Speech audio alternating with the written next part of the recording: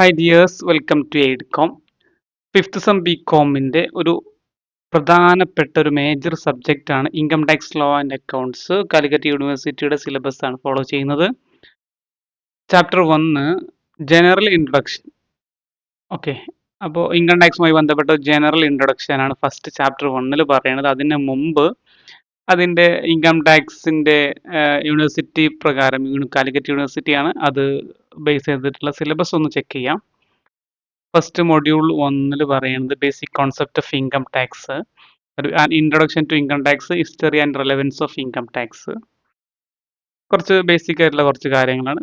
രണ്ടാമത്തെ പാർട്ടിലേക്ക് വന്ന ഇൻകം ടാക്സിൻ്റെ ഹെഡ് സ്റ്റാർട്ട് ചെയ്യുന്നതാണ്. Income from salary, income tax 5 ഹെഡാണുള്ളത്. ഇത് ഒന്നാമത്തെ ഹെഡാണ് income from salary, income from house property. Then മൂന്നാമത്തെ head profit and gain of business or profession. ഓരോ ഹെഡും ഓരോരോ മൊഡ്യൂൾ ആക്കിയിട്ടാണ് ഉള്ളത്. ബാക്കിയുള്ള ഹെഡ് നെക്സ്റ്റ് സെമ്മിൽ നമ്മൾ പഠിക്കും. ഓക്കെ, അപ്പോൾ ഇവിടെ profit and gain of business or profession വരെ അങ്ങനെ 3 ഹെഡാണ് കാര്യമായിട്ട് ഈ ഒരു ഫിഫ്ത്ത് സെമ്മിൽ നമുക്ക് പഠിക്കാനുള്ളത്.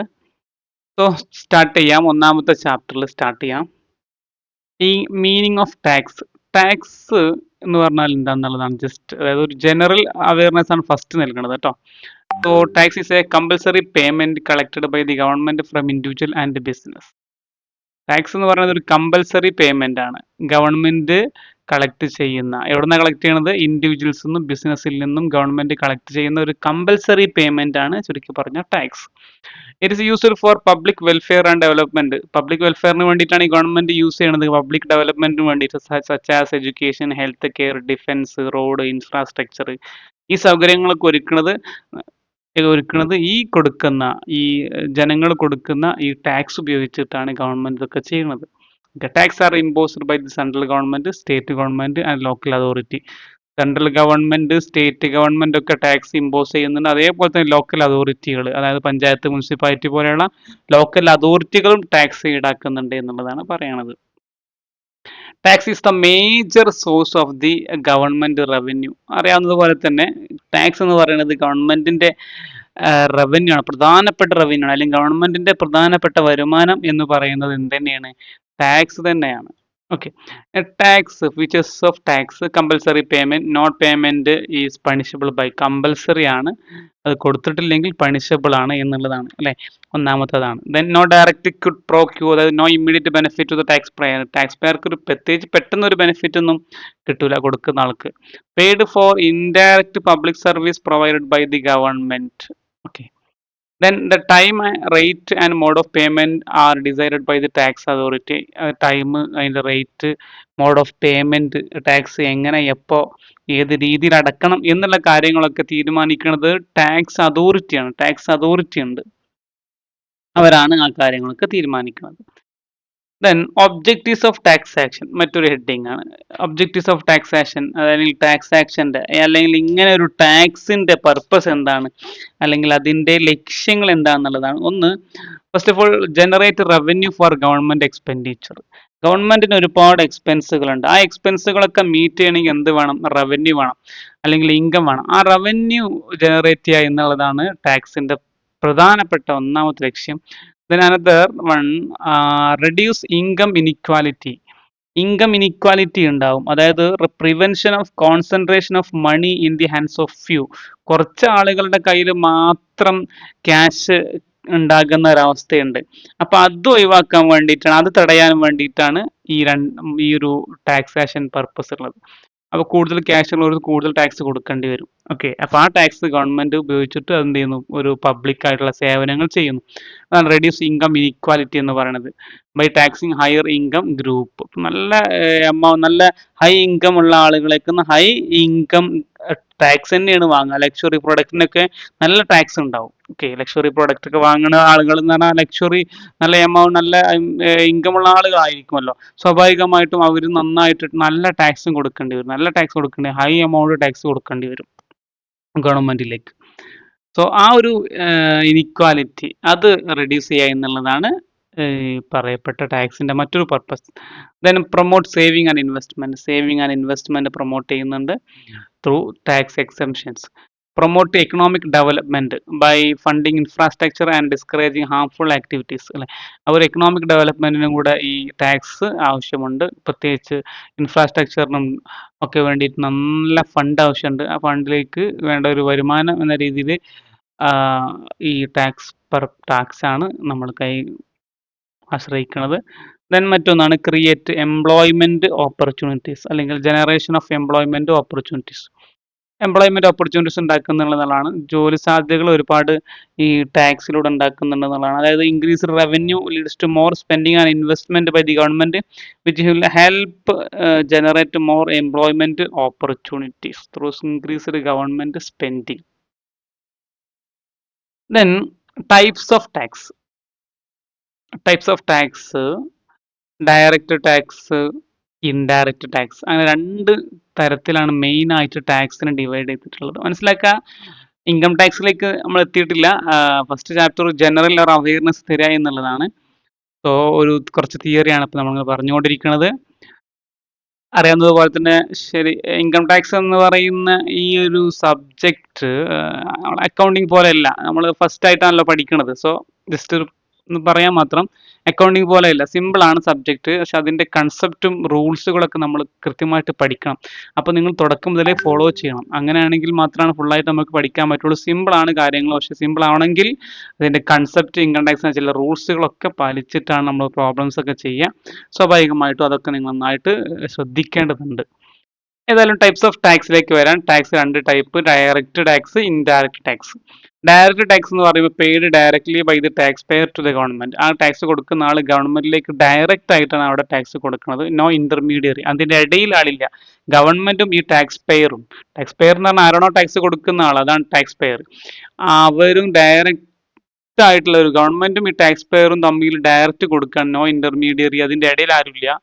ബേർഡൻ കനോട്ട് ബി ഷിഫ്റ്റഡ്, അതിന്റെ ബേർഡൻ എന്തെയില്ല, ഷിഫ്റ്റ് ചെയ്യപ്പെടില്ല. ആരും ഇല്ലാത്തതുകൊണ്ട് അതിന്റെ ബേർഡൻ ഷിഫ്റ്റ് ചെയ്യൂല.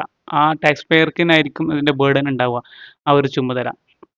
an example ആണ് ഇൻകം ടാക്സ്, വെൽത്ത് ടാക്സ്, അങ്ങനെ ഒരുപാട് എക്സാമ്പിൾസ് ഉണ്ട്. Indirect tax levied on goods and service. Goods and സർവീസിന് മുകളിൽ ചാർജ് ചെയ്യുന്ന ടാക്സ് ആണ് ഇൻഡയറക്റ്റ് ടാക്സ്. കളക്റ്റഡ് ത്രൂ, സ്വാഭാവികമായിട്ടും അവിടെ എന്തുണ്ട്, ഇന്റർമീഡിയറീസ് ഉണ്ടാവും, such as manufacturers, traders and service providers. അതാണ് indirect tax. Indirect tax burden is shifted to the final consumer. Final കൺസ്യൂമറിലേക്കാണ് അതിന്റെ ബേർഡൻ ഷിഫ്റ്റ് ചെയ്യണത്. അപ്പോൾ ഗുഡ്സ് ആൻഡ് സർവീസിന്റെ മുകളിൽ നമ്മൾ സാധാരണ കൊടുക്കാറില്ല GST. അതാണ് GST എന്ന് പറഞ്ഞാൽ ഏറ്റവും പ്രധാനപ്പെട്ട ഇൻഡയറക്റ്റ് ടാക്സ് ആണ്. GST നമ്മൾ കാര്യമായിട്ട് GST എന്താണെന്നുള്ളത്, അതുമായി ബന്ധപ്പെട്ട എല്ലാ കാര്യങ്ങളും നെക്സ്റ്റ് സെമസ്റ്ററിൽ ഒരു സബ്ജക്റ്റ് ആയിട്ട് നമ്മൾ പഠിക്കുന്നുണ്ട്. Okay, GST. Security transaction tax, basic customs duty, ഇതൊക്കെ മറ്റു ഇൻഡയറക്റ്റ് ടാക്സിന്റെ മറ്റ് എക്സാമ്പിൾസ് ആണ്. അപ്പോൾ ഇൻഡയറക്റ്റ് ടാക്സ് എന്ന് പറഞ്ഞതാണ് ഇന്റർമീഡിയറി ഉണ്ടാകും. ഗവൺമെന്റിലേക്ക് ഡയറക്റ്റ് ആയിട്ടല്ല അവിടെ ടാക്സ് അടക്കുന്നത് എന്നുള്ളതാണ് ഉദ്ദേശിക്കുന്നത്. സോ ഇൻഡയറക്റ്റ് ആയിട്ടാണ് ടാക്സ് പോണത്. Income tax in India. ഇനി ഇൻകം ടാക്സ് ഇൻ ഇന്ത്യയിലെ ഇൻകം ടാക്സിന്റെ ചില ഹിസ്റ്ററീസ് ആണ്. Income tax is A direct tax ആണ്. പ്രത്യേകം മനസ്സിലാക്കി, ഇൻകം ടാക്സ് ഒരു ഡയറക്റ്റ് ടാക്സ് ആണ്. കാരണം ടാക്സ് പെയറും നേരിട്ട് ഗവൺമെന്റിലേക്ക് അടക്കുകയാണ്. അതായത് നമുക്ക് നല്ല ഇൻകം ഉണ്ടെങ്കിൽ നമ്മൾ നേരിട്ട് ഗവൺമെന്റിലേക്ക് ആ ഇൻകത്തിന് മുകളിൽ ടാക്സ് അടക്കേണ്ടി വരും. സ്വാഭാവികമായിട്ട് അതിന്റെ ഇടയിൽ ഒരു ഇടനിലക്കാരൊന്നുമില്ല. Levied collected by the government of India. Revenues shared between central and state. അതിന്റെ റവന്യൂ നമ്മൾ അടക്കുന്ന ആ tax central government state government share ചെയ്തെടുക്കും. Based on finance commission recommendation പ്രകാരം, അവരുടെ റൂൾ പ്രകാരമാണ് അത് ഷെയർ ചെയ്തെടുക്കുക.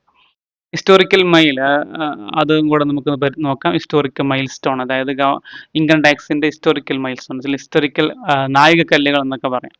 1860 ഇൻകം ടാക്സ് ഇൻട്രൊഡ്യൂസ് ചെയ്തത് ബൈ ജെയിംസ് വിൽസ് ആണ്. ഇൻകം ടാക്സ് അല്ലെങ്കിൽ ഇൻകം ടാക്സിന്റെ ഫാദർ അദ്ദേഹമാണ് ഇൻട്രൊഡ്യൂസ് ചെയ്തത്. First income tax act, income tax department establish ചെയ്തു 1922.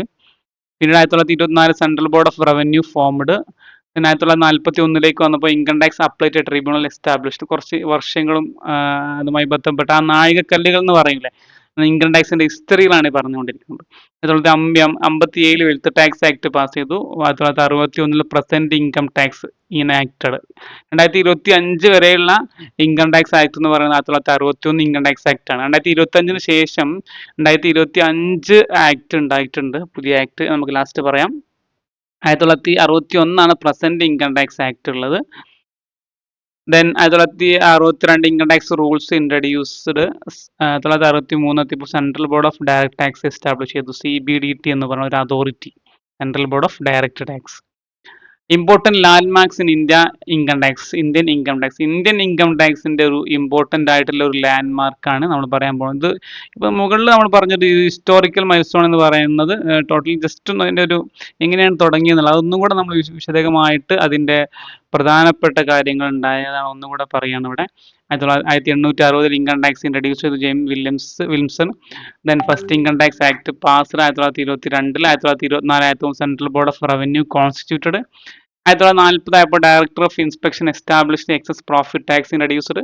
ജസ്റ്റ് ഒന്ന് മനസ്സിലാക്കിയിട്ട് ഒന്ന് പഠിച്ചു പോകാം. കാര്യമായിട്ട് ജസ്റ്റ് പഠിച്ചുകൊണ്ട് മേ ബി ഹിസ്റ്ററി, ഇൻകം ടാക്സിന്റെ ഹിസ്റ്ററിക്ക് എക്സാമിന് ചോദിച്ചേക്കാം തിയറി ആയിട്ട്. Income tax applied tribunal establish ചെയ്തു 1941. 1957 wealth tax act introduced.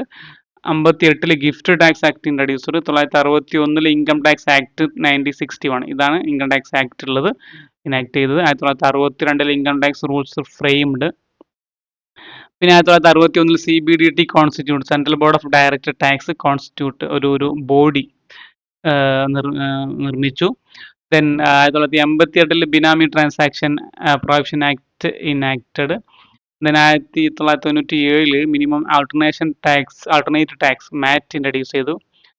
2002 computerised processing of income tax return introducer. 2002 മുതലാണ് ഇൻകം ടാക്സ് റിട്ടേൺ ഒക്കെ കമ്പ്യൂട്ടറൈസ്ഡ് ആക്കാൻ തുടങ്ങിയത്. Fringe benefit tax introducer 2005. Fringe benefit tax 2009 ആയപ്പോൾ അത് അബോളിഷ് ചെയ്തു, ഒഴിവാക്കി, ക്യാൻസൽ ചെയ്തു. വെൽത്ത് ടാക്സും 2015 അബോളിഷ് ചെയ്തു. Tax rate of for income up to 5 lakh reduced to 5%. 2018 health and education cess introduce ചെയ്തു. 2019 എത്തിയപ്പോൾ rebate under section 87 increase to 12,500. ഒരു റിബേറ്റ്, നമ്മൾ ടാക്സ് അടക്കുന്നവർക്ക് ഒരു റിബേറ്റ് ഉണ്ടായിരുന്നു, ഡിസ്കൗണ്ട് എന്ന രീതിയിൽ 12,500 അത് ഇൻക്രീസ് ചെയ്തു എന്നുള്ളതാണ് 2019 ആയപ്പോഴേക്ക് പ്രധാനപ്പെട്ട മാറ്റങ്ങളായിട്ട് പറയുന്നത്. ഓരോ വർഷങ്ങളും ഇങ്ങനെ കൂടുതൽ അമെൻമെന്റ് ഭേദഗതികൾ എത്തിക്കൊണ്ടിരിക്കും. പ്രത്യേകിച്ച് 2019 2020 അവിടുന്ന് ഒരുപാട് അമെൻമെന്റ്സുകൾ പിന്നീട് ഗവൺമെന്റ് വരുത്തിയിട്ടുണ്ട്. 1961 ആക്ടിലെ ആ റൂൾസുകളൊക്കെ ഒരുപാട് അമെൻസുകൾ, ഭേദഗതികൾ, മാറ്റങ്ങൾ വരുത്തിയിട്ടുണ്ട്. Okay. 2020 new optional tax regime, പുതിയൊരു ഓപ്ഷണൽ ടാക്സ് റെഷീം 2020 ഇൻട്രൊഡ്യൂസ് ചെയ്തിട്ടുണ്ട്. 115 BSC introduce section. Okay. Faceless appeal scheme introduce 2021.